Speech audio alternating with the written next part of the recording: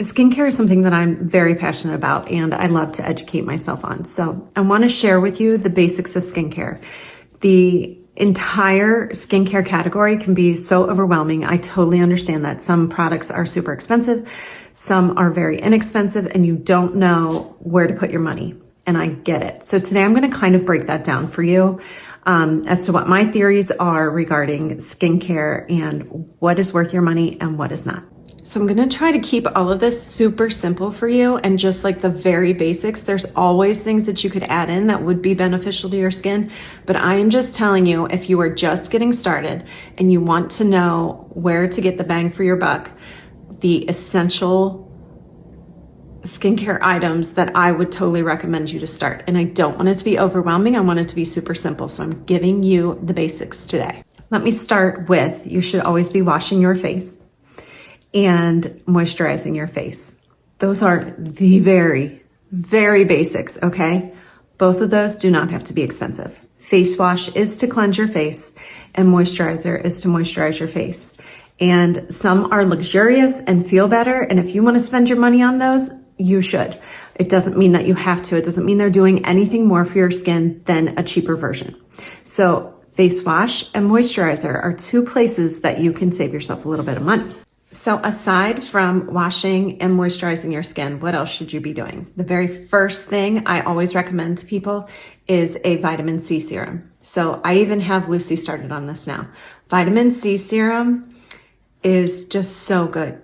It helps produce collagen. It helps diminish the look of fine lines and wrinkles. It helps brighten the skin. It helps even out skin tone, and it helps to protect against sun damage. That does not mean it's SPF, but it does help in that whole process.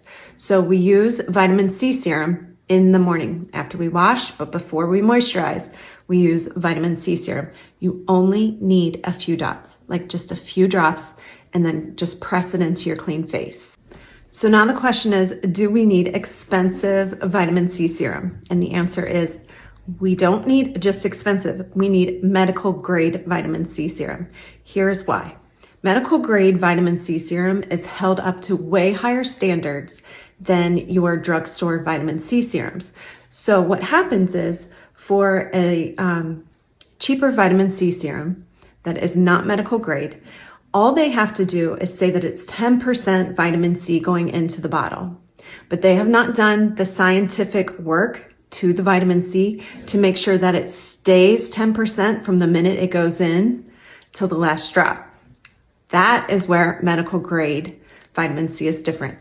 They have to guarantee that every drop that you get in the bottle of vitamin C is the full percentage it says on the label. So that is why medical grade vitamin C is kind of superior to your less expensive versions. Everyone can use vitamin C serums. There's just different percentages based on your skin type, based on if you have oily skin, sensitive skin, dry skin, whatever. There's just different percentages that fit your skin type. So of course I use the Obagi skincare that I get at my work, and it is amazing. And I did, as I mentioned, have Lucy start using vitamin C serum too, because it's great like at any age. Okay, now let's talk about our evening skincare. If you are concerned with premature aging, you need Retin-A. Now there are several versions of Retin-A that you can get.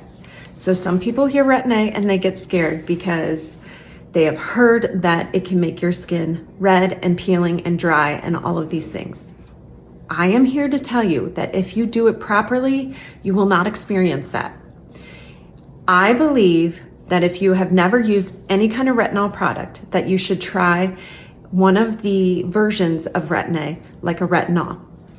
So Obagi, for instance, makes one called Retivance, and it is Retin-A, but it's encapsulated, okay?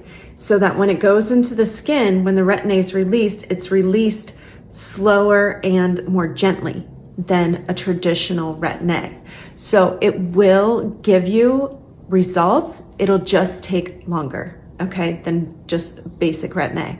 Now, if your skin is already adjusted to a retinol and you're ready to step it up, then you would go to pure Retin-A, which is a tretinoin. And there's different degrees of tret. I'm on 0.05. The highest is the 0.1. I started at 0.25, I believe, or 0.025, I guess it was. And so now I'm at 0.05. When you can get through a retinol, and I say use the whole container of like something like Redivance, then you take yourself to this. And if you do it slowly and you use the right amount, you will not see those side effects of Retin-A, like the peeling and the red. I had tried Retin-A before and I had all of that. I had red skin, I had peeling skin, it was awful, and I quit. I quit using it. Then I thought slow and steady wins the race, you know, that old saying. And I did it the proper way and I had none of those bad side effects. And I can tell such a huge difference. This is the Mac Daddy of anti-aging. You will find nothing better than this. This, of course, Pure Retin-A is prescription only. Okay, you could get it maybe at your dermatologist. Where I work, because we are under the license of a medical professional, under a doctor, we are allowed to sell Retin-A. So if you are coming to our event on Thursday and we are having 20% off of all Obagi, right? Get this then. Get it. Get this. Get this. 2 places to start. 1 addition to your morning, 1 addition to your night. So at nighttime, you are going to wash your face. You're going to let it dry completely. You are going to add a pea-sized amount of this, or you're going to use the Redivance if you are new to Retin-A at all. You're going to let that soak in, and then you're going to apply a moisturizer. And over time, your skin is going to just transform. And I tell you this because I know this. I have spent years and just so much money, I don't want to think about it, and we definitely won't tell Brian, on products that don't do anything for my skin. They're just surface, but they're not doing anything beneath the surface to create actual change in my skin. This has created change. I cannot tell you how many people say your skin is so beautiful. Now, no lie, you know I'm honest. I get Botox in my forehead because I've had this crease that goes like this since I was 10 years old. And but the rest of my skin looks good, aside from, you know, I have redness, which I always have. And when people say your skin looks so good, I say, thank you. I spend a lot of time on it, because I do. I spend a lot of time narrowing down what would be effective products. I just wanted effective products. You don't have to use a billion things. You don't. You just need to use like just a few key ingredients. So what Retin-A does is it creates cell turnover. So you think about your cells kind of stacked, like your skin layers stacked. The old ones are down here. The fresh baby skin, the old ones are up here on the surface, looking all, you know, crusty.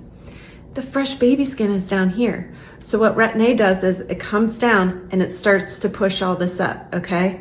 So, and then we just start shedding these layers until this baby skin has come to the surface. And that, my friends, is the goal. Now, if you know me, I think you know what's coming next. I cannot finish this lesson on skincare without saying you have to use SPF every day. I'm not kidding you. If you want to see real results and change, you are spending money on products that are creating that change, but then you're walking around the world, you're driving in your car, you're sitting in your house by a window, and all this UV damage is coming in, right? So you're going to not see any change, because while your skin cells are trying to do what they're doing, you're damaging them. So all this fresh baby's coming up and you're damaging it. You have to use SPF, and not SPF in your moisturizer, true solid SPF lotion. SPF, just straight up SPF. There are a million gorgeous formulas of SPF for every skin type.